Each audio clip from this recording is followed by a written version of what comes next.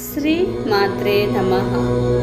అత్యంత శుభప్రదమైనది గురు పుష్యమి యోగం. గురువారం రోజు వచ్చే గురువు యొక్క శుభశక్తి, పుష్యమి యొక్క పోషణ శక్తి కలిసినప్పుడు ప్రారంభించిన పనులు అభివృద్ధి చెందుతాయా?